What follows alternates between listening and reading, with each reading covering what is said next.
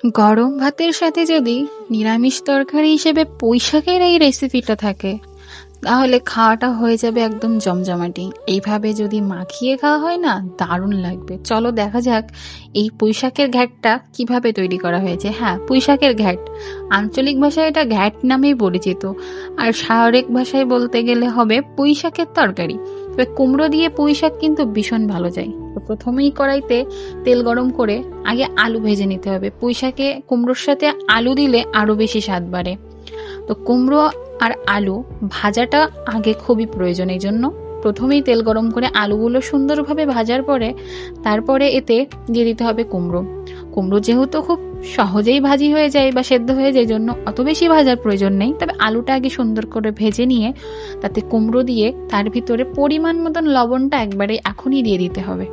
তো লবণ দিয়ে খুব ভালোভাবে এই দুটো মেশানোর পরে তাতে দিয়ে দিতে হবে কাঁচা লঙ্কা। নিরামিষ তরকারি হিসেবে যে তরকারি খুব খারাপ হয় তা কিন্তু না, রান্না জানলে কিন্তু সব তরকারি খেতে অনেক ভালো লাগে। আর এই রান্নাটি সুন্দরভাবে যদি রান্না করা যায় গরম ভাতে কিন্তু বেশ লাগবে। তো দেখো, ভাজি করার পর সুন্দরভাবে ভাজি ভাজি হওয়ার পর তাতে প্রথমেই দিতে হবে জিরে বাটা, কিছুটা ধনে বাটা, তার সাথে আদা। এই অল্প অল্প মশলা দিয়েই এটা কষিয়ে নিতে হবে। আর এই অল্প মশলাতেই তরকারি কিন্তু অনেক সুন্দর স্বাদ হয়। এবার যতটা ভাজা ভাজা হয়ে যাওয়ার পরে এতে দিতে হবে প্রয়োজন মতন লবণ, হলুদ আর কিছুটা শুকনো লঙ্কার গুঁড়ো। কাঁচা লঙ্কা তো দেওয়া আছেই, তাতে কিছুটা কালার ভালো হওয়ার জন্য শুকনো লঙ্কা দিয়ে খুব ভালোভাবে এটা ভাজি ভাজি করে নিতে হবে। এরপরে কিছুটা পানি দিয়ে কষিয়ে নিতে হবে। দেখো কত দারুণ কালার চলে আসছে না। পানি দিয়ে কষানোর পরে যখন তেল তেল উঠে আসবে তখনই দিয়ে দিতে হবে পুঁইশাক এবং পুঁইশাকের ডাঁটা। নিরামিষভাবে তরকারি যখন রান্না করা হয়, এটা কিন্তু একেবারেই খারাপ হয় না। খুবই সহজ আর কম মশলায় যে কোনো সবজি কিন্তু অনেক ভালো। আর অতিরিক্ত মশলা সবসময় খেতে ভালো লাগে না। তো পুঁই শাককে যদি এখন কম মশলা এভাবে রান্না করে খাও, তবে সবারই কিন্তু অনেক ভালো লাগবে। তা আমাদের বাড়িতে পুঁই শাক কিন্তু এভাবে রান্না করা হয়, যেহেতু নিরামিষ খাই। তো দেখো, পুঁই শাক দিয়ে ভালোভাবে এর সাথে মিশিয়ে খুব ভালোভাবে ঢাকা চাপা দিয়ে পুঁই শাকটা একদম সেদ্ধ করে নিতে হবে, যাতে পুঁই শাকের ডাঁটাগুলো একদম নরম হয়ে যায়।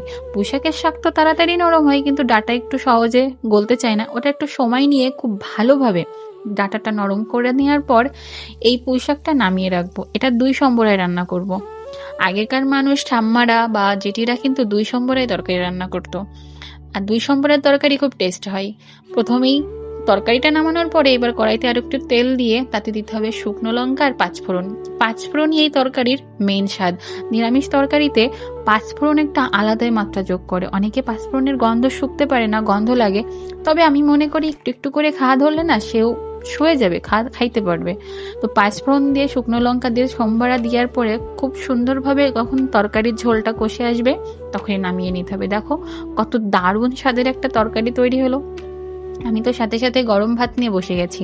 নিরামিষ তরকারি যদি এত দারুণ হয়, কেন খেতে মন চাবে না? গরম ভাতের সাথে এমন এক থালা যদি তরকারি থাকে, তাহলে তো ভাত নিমিষেই খাওয়া হয়ে যাবে। দেখো, পুঁই শাক দিয়ে ভাবে সুন্দরভাবে ভাতটা মাখিয়ে খেতে যখনই গালে দেছি, জাস্ট অমৃত লাগলো।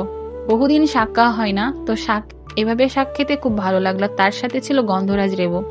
লেবু চিপে সুন্দরভাবে চটকে মেখে, আহ